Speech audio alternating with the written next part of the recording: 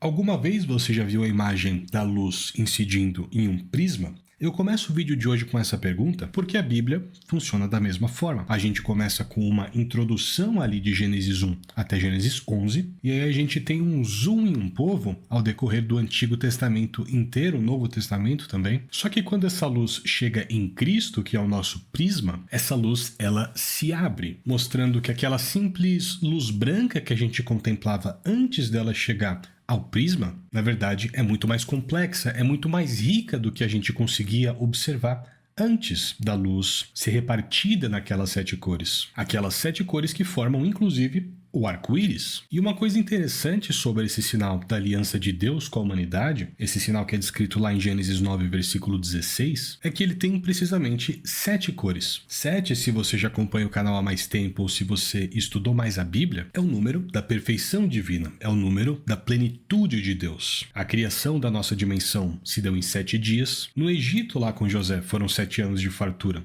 e 7 anos de escassez. 7 pares de cada animal puro entraram na arca com Noé. No livro do Apocalipse a gente tem também 7 selos, 7 taças, 7 trombetas. A aliança de Cristo é a 7ª aliança de Deus com a humanidade. E a proporção áurea também. Aquela sequência Fibonacci que está presente em toda a natureza, o famoso PHI, o número que a gente obtém através dos cálculos matemáticos por trás dessa sequência é 1,618. Se você soma 1 mais 6 mais 1 mais 8, você tem 16. E se você soma 1 mais 6, você tem o número 7. Então esse número ele funciona como uma assinatura da plenitude de Deus em todas as nuances da sua criação. E quando Jesus, o nosso prisma, ensina aos seus discípulos, ele os ensina a estudar novamente toda a Taná, todo o Antigo Testamento, percebendo ali dentro agora esse mesmo conjunto de 7 cores que são percebidos após a ressurreição do Messias. Então a gente reanalisa a luz branca anterior e a gente consegue agora ver as assinaturas de todas essas 7 cores na nossa alegoria presentes ali muito claramente agora. Aquilo não é mais uma luz branca simplesmente. Então, através de Cristo, a gente percebe no Antigo Testamento vários códigos, várias profecias que a gente vai tratar hoje, que quando a gente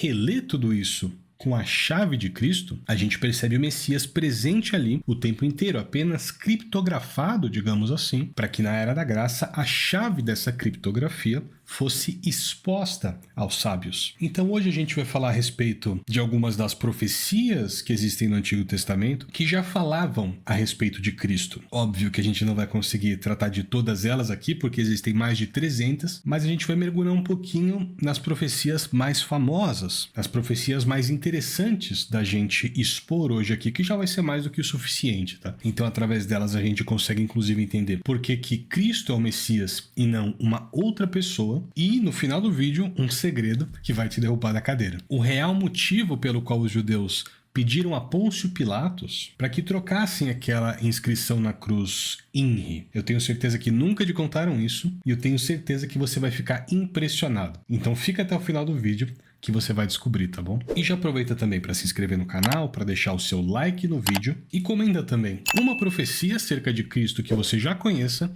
para ver se ela vai ser tratada no vídeo. Não vale assistir tudo e depois comentar, tá bom? Comenta agora para você ver se no final você acertou. E a nossa primeira profecia começa logo em Gênesis 3, quando Adão e Eva pecam, quando eles comem do fruto proibido, aquele fruto do conhecimento do bem e do mal, eles começam a sentir vergonha, eles começam a sentir medo olhando para a situação na qual eles estavam. Então Deus profere naquele momento sentenças ali ao homem, à mulher, à serpente, e a sentença que o Eterno dá à serpente ela é muito interessante, porque olha só, abra sua Bíblia em Gênesis capítulo 3, versículos 14 e 15. Disse, pois, o Senhor Deus à serpente: por que fizeste isso? Maldita és entre todos os animais domésticos e entre todos os animais do campo. Sobre o teu ventre andarás e pó comerás todos os dias da tua vida. E porém inimizade entre ti e a mulher, entre a tua descendência e o seu descendente, o descendente da mulher. Este te ferirá a cabeça e tu lhes ferirás o calcanhar. Perceba que quando Deus está falando da linhagem da antiga serpente, ele usa a palavra descendência. Qual é a descendência da serpente? Os adoradores dela, que a gente tem hoje em dia? Também, mas não só eles. A gente tem as pessoas que matam com as suas línguas, as pessoas que matam sonhos, esperanças, possibilidades, as pessoas que humilham com as suas palavras, as pessoas que criam burocracias para o seu próximo enquanto favorecem os seus amigos, as pessoas que perseguem, que segregam, que criam contendas entre irmãos, as pessoas que não sentem empatia. Todos esses indivíduos, enquanto não se arrependerem e enquanto não se converterem de forma genuína a Cristo, e não só da boca para fora, como muitos líderes religiosos, enquanto isso não acontecer, todas essas pessoas fazem parte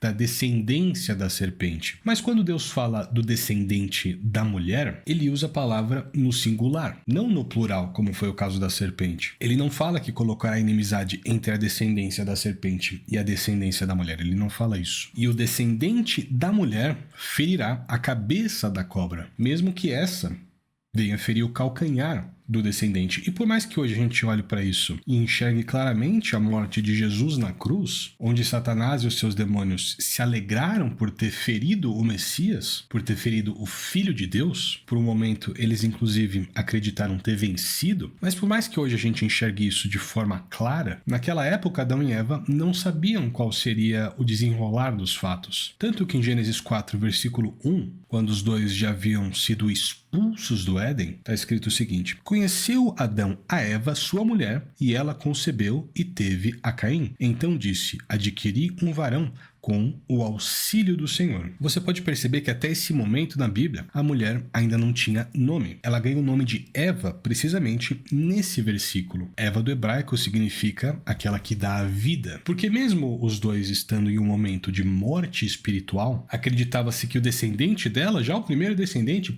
fosse aquele capaz de reestabelecer a conexão da humanidade com o divino. Acreditava-se que ele, Caim, seria capaz de estabelecer o religar e a reconexão. Daí surge, inclusive, a palavra religião. O religar e a reconexão do homem com Deus. Só que no final do versículo, Eva diz que teve um varão com o auxílio do Senhor.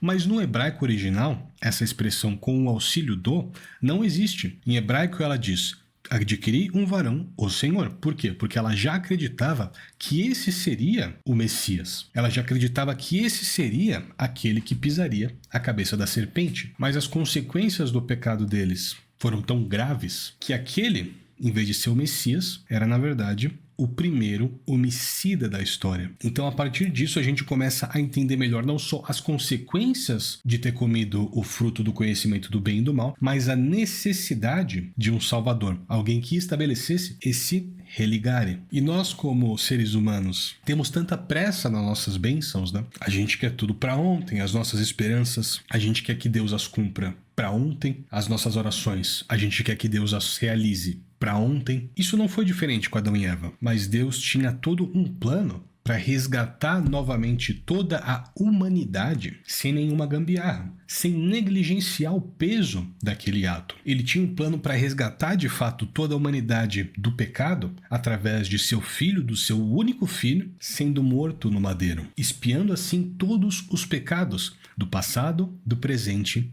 e do futuro. Esse é um tema complexo, tal, não vou mergulhar muito nele hoje, mas isso é muito bem simbolizado, por exemplo, a Abraão. Quando Deus chama Abraão para sair da sua terra, ele diz o seguinte, está lá em Gênesis 12, versículos de 1 a 3. Ora, o Senhor disse a Abraão: sai da tua terra, da tua parentela e da casa de teu pai para a terra que eu te mostrarei. Farei de ti uma grande nação, te abençoarei e engrandecerei o teu nome, e tu serás uma bênção. Abençoarei os que te abençoarem e amaldiçoarei os que te amaldiçoarem. Em ti serão benditas todas as famílias da terra. Perceba que por meio de Abraão, todas as famílias da terra seriam abençoadas de alguma forma. Isso foi cumprido em Cristo. O religare foi cumprido por meio de Jesus. Mas a questão que fica é: isso era uma aliança mútua? Era um acordo que dependia de duas partes? Em Gênesis 15, Abraão passava por uma aflição muito grande, por uma noite escura em sua alma. Ele já estava muito velho, mas ele ainda não tinha filhos, não tinha nenhum herdeiro do seu sangue. Então ele fala de uma forma até desesperada com Deus, aqui em Gênesis 15, versículo 3. Disse mais Abraão: a mim não me tens dado filhos, de modo que um servo nascido da minha casa será o meu herdeiro. Novamente, a urgência humana em querer apressar a Deus. Na NVI, inclusive, na tradução Nova Versão Internacional, eles colocam até pontos de exclamação nessa frase, mostrando o desespero de Abraão. Essa daqui é uma Almeida, ela não tem esses pontos de exclamação, mas é muito interessante da gente ler isso na NVI. Só que apesar dessa urgência humana, Deus, ele reafirma a sua promessa nos versículos 4 até o 6. Olha só. Ao que lhe veio a palavra do Senhor: este homem, Eliezer, o servo de Abraão, não será o teu herdeiro, mas aquele que de tuas entranhas sair será o teu herdeiro. Então o levou para fora e disse: olha agora para o céu e conta as estrelas, se as podes contar. Então lhe disse: assim será a tua descendência, numerosos como as estrelas. Creu Abraão no Senhor, e isso lhe foi imputado para justiça. Então depois disso, Abraão se alegra em Deus, faz um sacrifício a ele ali, e aqui eu vou ter que ler para explicar, não tem jeito, tá? Senão você não vai entender. Então, continuando aqui do versículo 7 até o 12, está escrito o seguinte: disse-lhe mais: eu sou o Senhor, que te tirei de Ur dos Caldeus, para dar-te por herança esta terra. Perguntou-lhe Abrão: ó Senhor Deus, como saberei que hei de herdá-la? Me dá um sinal, né? Respondeu-lhe: toma-me uma novilha de 3 anos, uma cabra de 3 anos, um carneiro de 3 anos, uma rola e um bombinho. Abrão trouxe-lhe todos esses animais, partiu-os pelo meio e pôs cada parte deles uma em frente da outra. As aves, porém, não partiu. Então as aves de rapina desciam sobre os cadáveres, porém Abrão as enxotava. Ao pôr do sol, olha só, ao pôr do sol caiu um profundo sono sobre Abrão e lhe sobrevieram grande pavor e densas trevas. Depois disso, Deus revela a Abraão todo o sofrimento que a sua descendência passaria no Egito, mas o que nos interessa continua aqui no versículo 17 e 18. Posto o sol, houve densas trevas, um fogo fumegante e uma tocha acesa apareceram e passaram por aquelas metades. Naquele mesmo dia, fez o Senhor uma aliança com Abrão, dizendo: a tua descendência dei esta terra, desde o rio do Egito até o grande rio Eufrates. E aqui tem uma mensagem muito importante. Naquela época, quando duas partes iam firmar um acordo, quando duas partes iam estabelecer uma aliança, eles cortavam animais exatamente dessa forma que Abraão fez, e depois ambos passavam juntos por entre os animais, simbolizando que aquela era uma aliança mútua, que as duas partes tinham deveres que elas não poderiam de forma alguma descumprir. É como, por exemplo, um contrato hoje em dia. Se a gente assina um contrato, as duas partes precisam cumprir todas as cláusulas, não é assim? Se uma parte descumpre aquele contrato, ele não vale mais. E nesse caso de Abraão, a assinatura de cada uma das partes se dava com o ato de passar por entre os animais cortados. Só que aqui no versículo 17 a gente viu que só Deus passou por entre os animais, só a sua luz passou por entre aqueles animais. Abraão nesse momento estava em um sono profundo. O que isso significa? Significa que Deus não precisa do ser humano para cumprir a sua parte no acordo. Ele é soberano. A gente erra, a gente cai, a gente levanta, a gente peca de novo. Nós frequentemente descumprimos todas as cláusulas do contrato, mas Deus continua lá, nos amando, nos esperando, estendendo a sua mão, vindo atrás de nós muitas vezes. Ele sempre é fiel na sua parte, mesmo que nós muitas vezes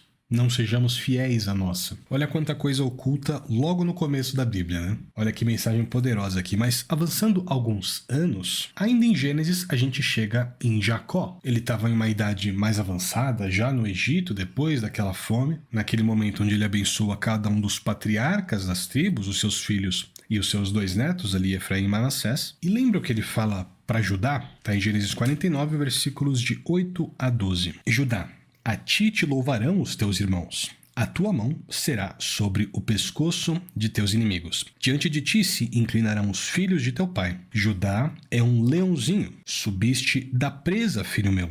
Encurva-se e deita-se, como leão e como leoa. Quem o despertará?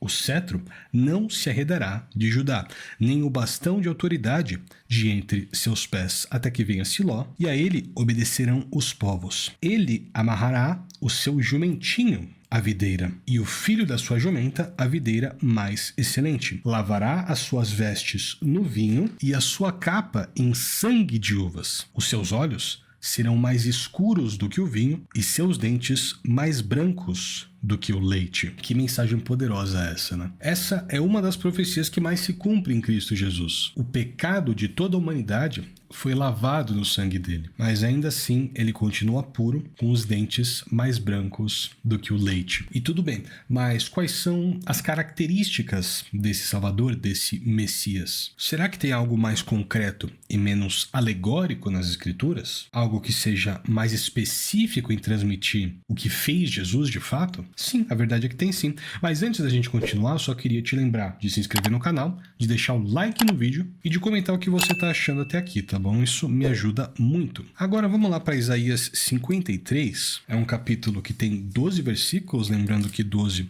também é um número muito importante nas Escrituras, tá? A gente tem 12 tribos, 12 apóstolos, 12 pedras, 12 portas na Jerusalém Celestial, dentre várias outras coisas também. Então só o fato de alinhar o que a gente vai ler agora com a extensão de 12 versículos já sinaliza de uma certa forma uma conexão entre o Antigo e o Novo Testamento. Então agora vamos ler o capítulo 53 aqui de Isaías, presta muita atenção, tá? E dá uma olhada se isso não descreve perfeitamente a vida de Jesus. Lembrando que isso foi escrito pelo menos 700 anos antes de Cristo, viu? Esse capítulo eu vou pegar aqui pela NVI, tá bom? Para ficar mais fácil de todo mundo entender, porque pela Almeida pode ficar um pouco confuso por causa do vocabulário. Então vamos para NVI. Quem creu em nossa mensagem e a quem foi revelado o braço do Senhor? Ele cresceu diante dele como um broto tenro e como uma raiz saída de uma terra seca. Ele não tinha qualquer beleza ou majestade que nos atraísse. Nada em sua aparência para que o desejássemos. Foi desprezado e rejeitado pelos homens. Um homem de tristeza e familiarizado com o sofrimento. Como alguém de quem os homens escondem o rosto, foi desprezado e nós não o tínhamos em estima. Versículo 4 é muito importante. Certamente ele tomou sobre si as nossas enfermidades e sobre si levou as nossas doenças. Contudo, nós o consideramos castigado por Deus, por ele atingido e afligido. Mas ele foi transpassado por causa das nossas transgressões. Foi esmagado por causa de nossas iniquidades. O castigo que nos trouxe paz estava sobre ele, e pelas suas feridas fomos curados. Todos nós, tal qual ovelhas, nos desviamos. Cada um de nós se voltou para o seu próprio caminho, e o Senhor fez cair sobre ele a iniquidade de todos nós. Ele foi oprimido e afligido, contudo não abriu a sua boca. Como um cordeiro foi levado para o matadouro, e como uma ovelha que diante de seus tosqueadores fica calada, ele não abriu a sua boca. A gente lembra daquela passagem que mostra o silêncio de Jesus durante o seu interrogatório, né? Com o julgamento opressivo, ele foi levado. E quem pode falar dos seus descendentes? Pois ele foi eliminado da terra dos viventes. Por causa da transgressão do meu povo, ele foi golpeado. Foi-lhe dado um túmulo com os ímpios e com os ricos em sua morte, embora não tivesse cometido qualquer violência, nem houvesse qualquer mentira em sua boca. Contudo, foi da vontade do Senhor esmagá-lo e fazê-lo sofrer. E embora o Senhor faça da vida dele uma oferta pela culpa, ele verá sua prole e prolongará seus dias, e a vontade do Senhor prosperará em sua mão. Depois do sofrimento de sua alma, ele verá a luz e ficará satisfeito. Pelo seu conhecimento, meu servo justo justificará a muitos e levará a iniquidade deles. Por isso, eu lhe darei uma porção entre os grandes, e ele dividirá os despojos com os fortes, porquanto ele derramou sua vida até a morte, e foi contado entre os transgressores, pois ele carregou o pecado de muitos e intercedeu pelos transgressores. Os judeus, inclusive, dizem que esse capítulo inteiro foi inventado pelos cristãos para encaixar Jesus aqui, o que é uma grande mentira, tá? Esse texto ele foi encontrado entre os manuscritos do Mar Morto. São manuscritos que datam ali de 100, 200 anos antes de Cristo, que foram encontrados pelos arqueólogos ali na região de Qumran. Inclusive tem uma polêmica desde aquela época com essa passagem. Por quê? Porque todos os outros pergaminhos eles estavam enrolados dentro dos vasos, mas esse em específico, ele tinha sido dobrado, rasgado por alguém e jogado ali, quase que vandalizado por alguma pessoa. Curioso isso, né? Por que será que alguém teria feito isso? Mas um fato é que ele é mais antigo do que Cristo, e isso ninguém pode negar. Outro fato é que ele se alinha perfeitamente com o que Jesus fez aqui por nós. O Salmo 22, que a gente não vai ler hoje, também traz algumas ideias sobre a crucificação, tá? Mas agora, quando que o Messias, o ungido, Cristo, quando ele viria à Terra? Tem alguma profecia na Bíblia marcando uma janela temporal para isso? A resposta é que sim. Você já ouviu falar nas 70 semanas de Daniel? Esse livro que foi escrito após o exílio babilônico, ali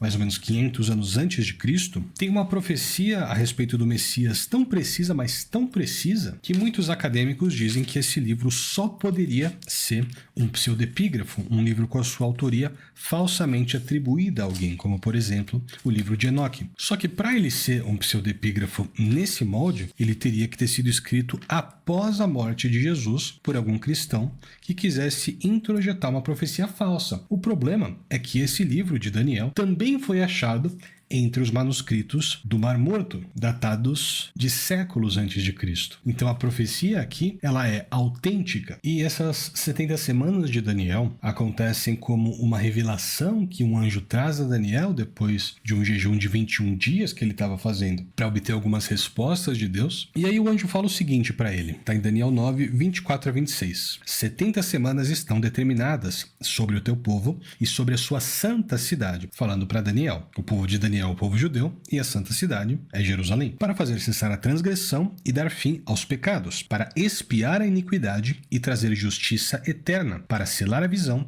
e a profecia e para ungir o santo dos santos. Sabe e entende, desde a saída da ordem para restaurar e para edificar Jerusalém, até o ungido, o príncipe, 7 semanas e 62 semanas. Guarda isso, eu já vou explicar melhor. As praças e os muros se reedificarão, mas em tempos angustiosos. Depois das 62 semanas, será cortado o ungido, o Messias, e não será mais. E o povo do príncipe que há de vir destruirá a cidade e o santuário. O seu fim será como uma inundação. Até o fim haverá guerra e estão determinadas desolações. A gente não vai ter tempo hoje de esmiuçar todas as profecias que tem aqui no livro de Daniel, porque são muitas, tá? Eu já expliquei um pouco mais sobre isso nesse outro vídeo aqui, que eu vou deixar no card para você ver depois. Nesse vídeo eu falei sobre diversas profecias bíblicas que já foram comprovadas e cumpridas também, tem muita coisa legal ali. Mas nesse recorte que a gente acabou de ler, o anjo fala de 70 semanas. Do hebraico, essa palavra, semanas, ela representa um conjunto temporal de valor 7. Então não são 70 semanas de dias.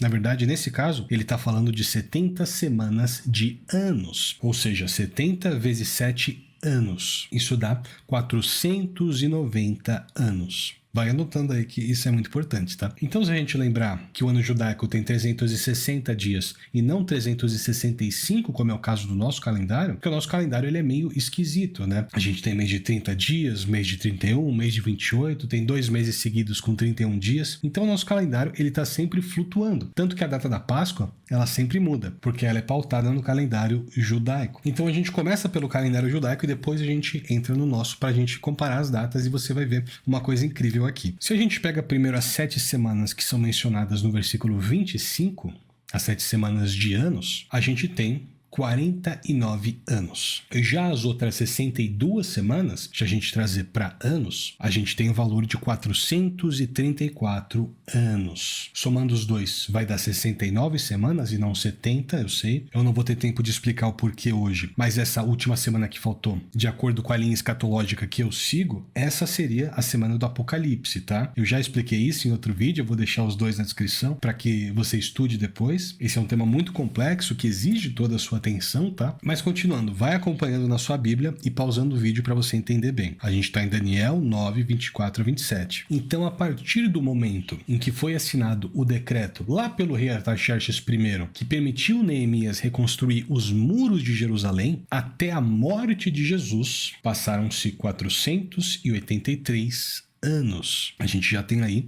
as 69 semanas, tá? E se a gente multiplica 483 por 360, que é o número de dias do ano bíblico, do ano judaico, a gente tem 173.880 dias. Anota aí que isso é importante. Agora vamos para o nosso calendário de 365 dias. O decreto do rei Artaxerxes foi feito no nosso ano de 444 a.C. Jesus morreu no ano 33 depois de Cristo. Se a gente pega essas duas datas, a gente tem um valor de 476 anos de diferença. Se a gente multiplicar por 365, que é o número de dias do nosso calendário, a gente tem 173.740 dias. Calma, nesse período a gente teve 116 anos bissextos e mais 24 dias de compensação para as horas a mais no ano solar. Então, se a gente acrescenta essas duas variáveis ao número de dias, a gente chega ao valor de 173.880 dias, alinhados agora com o calendário judaico. Então, pela profecia das 70 semanas de Daniel, a gente chegou no ano exato da morte de Cristo, no ano exato da ressurreição de Cristo. Isso por si só já é incrível, mas ainda dá para aprofundar mais. Pela história, a gente sabe que Jesus entrou por Jerusalém, ali pelo portão dourado montado no seu jumentinho, no dia 6 de abril do ano 33. Esse é o Domingo de Ramos, não é isso? Teve toda aquela adoração onde as pessoas gritavam Hosana, filho de Davi. Tem inclusive uma profecia muito legal relacionada a isso. Mas alguns dias depois, na sexta-feira da Paixão, ele morreu na cruz exatamente 173.880 dias depois do início das 70 semanas de Daniel. Então essa profecia revelou não só o Messias e quando ele viria, mas revelou precisamente a data da morte dele, muitos séculos antes disso acontecer. Não é incrível isso? Na descrição eu vou deixar algumas fontes para esse cálculo que a gente fez hoje, caso você queira conferir depois, tá? Mas existe uma coisa curiosa nisso tudo e agora eu vou inclusive levantar uma dúvida para você, porque o livro de Daniel, ele já era conhecido pelos judeus. Essa profecia, ela já era conhecida pelos judeus. Então, nessa mesma época, Jesus não foi a única pessoa a aparecer sendo candidata a Messias. Existiram alguns charlatões também querendo usurpar esse título para si. A gente tem, por exemplo, João de Giscala, Simão Barjora, Simão de Pérea, inclusive mais 3 que foram citados no livro de Atos. Por exemplo, ali em Atos 5, a gente tem Teudas e Judas o Galileu. A gente tem também o vulgo egípcio ali em Atos 21. Então, o que garante que Jesus era o Messias correto? O que garante que ele não era só mais um oportunista que morreu coincidentemente na data certa? A gente consegue responder essa pergunta com a própria Bíblia. Abra agora a sua Bíblia em Atos capítulo 5. A gente tem aqui toda aquela situação onde os apóstolos ensinavam em frente ao templo, pregavam por ali. Pedro, inclusive, nessa situação, ele é capturado, lembra? Aí, por meio da intercessão da igreja, aparece um anjo ali e o liberta dessa prisão. Eles voltam depois para ensinar no templo novamente. Aí eles são levados perante o Sinédrio para serem interrogados pelo sumo sacerdote. Lembra o que o mestre da lei, Gamaliel, falou? Vamos ler aqui Atos 5, versículos 34 em diante. Levantando-se, porém, no Sinédrio, certo fariseu chamado Gamaliel, mestre da lei, respeitado por todo o povo, mandou que, por um momento, levassem para fora os apóstolos. Então lhes disse: Israelitas, tenham cuidado a respeito do que haveis de fazer a esses homens. Algum tempo atrás levantou-se Teudas, dizendo ser alguém, e a este se ajuntou cerca de 400 homens. Ele foi morto, e todos os que lhe deram ouvidos foram dispersos e reduzidos a nada. Depois dele levantou-se Judas o Galileu, nos dias do recenseamento, e levou muitos atrás de si. Mas também este homem morreu, e todos os que lhe deram ouvidos foram dispersos. Por isso vos digo, deixai em paz esses homens, libertai-os, pois se este propósito ou esta obra é de homens, fracassará. Mas se é de Deus, não podereis contra ela, para que não aconteça serdes também achados lutando contra Deus. Então Gamaliel, mesmo sendo um fariseu, ele já cantou a bola. Se o ministério de Cristo fosse uma farsa, ele fracassaria, assim como todos os outros. Mas se ele fosse de Deus e de fato o foi, não teria nada que ninguém pudesse fazer para impedir essa palavra de se espalhar pelo mundo. E não foi por falta de tentativa, né? O que a igreja primitiva passou nas mãos de Nero, eu não posso nem falar aqui na plataforma para não tomar um gancho. Mas eles eram jogados no Coliseu para ser mortos por leões famintos, eles iam cantando louvores, eles iam a óbito cantando louvores dentro do Coliseu, nada abalava a fé deles. E entre todos os candidatos a Messias, Jesus ele foi o único que falou que o templo seria destruído 50 anos antes. Ele foi o único que falou que não restaria pedra sobre pedra ali. Todos aqueles outros viam o templo como algo protegido por Deus. No dia da destruição, inclusive ali no ano 70, quando o Império Romano invadiu aquele local,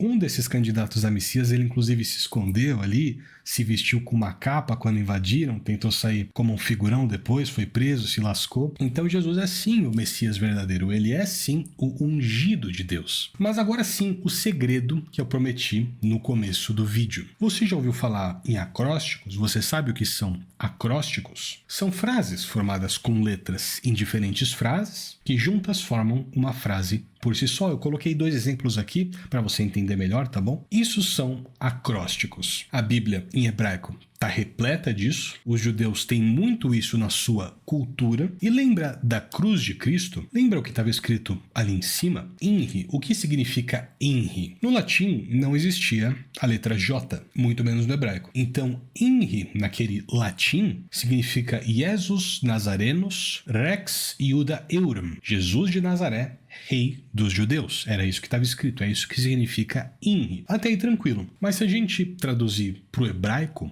como que fica essa frase? Eu vou ter que ler aqui porque eu não falo hebraico, tá?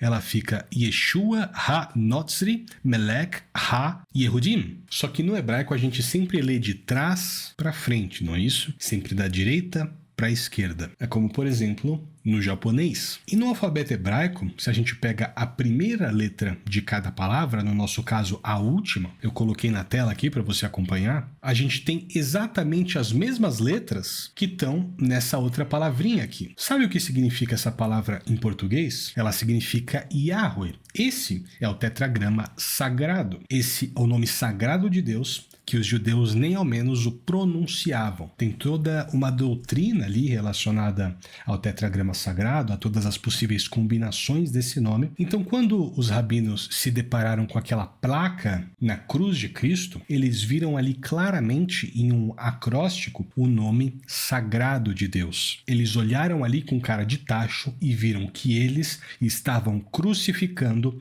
a Deus. Nós crucificamos a Deus. E por isso, eles pediram para Pilatos para que ele trocasse aquela placa, porque o Deus Filho estava ali sendo crucificado, olhando para todos os judeus que ele tanto ama, enquanto era desprezado por eles, era humilhado por eles. E olhando para tudo isso, o que foi que o Deus Filho fez? Ele falou: Pai, perdoa-os, porque eles não sabem o que fazem. Que lição, né? Se eu fosse falar de todas as profecias, a gente ia ficar pelo menos 2 semanas aqui direto, né? Porque tem muitas na Bíblia e fora da Bíblia também. Conforme eu falei no 3º episódio da série A Face de Deus aqui no canal, você precisa ver essa série, tá? Mas por hoje, é isso que eu tinha para dizer. Eu espero que esse vídeo tenha te edificado. Lembra de comentar aqui embaixo, que você me ajuda muito, tá? Também lembra de se inscrever no canal, de deixar o like no vídeo, de compartilhar esse vídeo com alguém que goste também de Bíblia, ou alguém que não goste também, para que essa pessoa seja edificada. Eu vou deixar os vídeos que eu mencionei aqui na descrição, tá bom? E na tela final também. E que Deus o abençoe e até a próxima.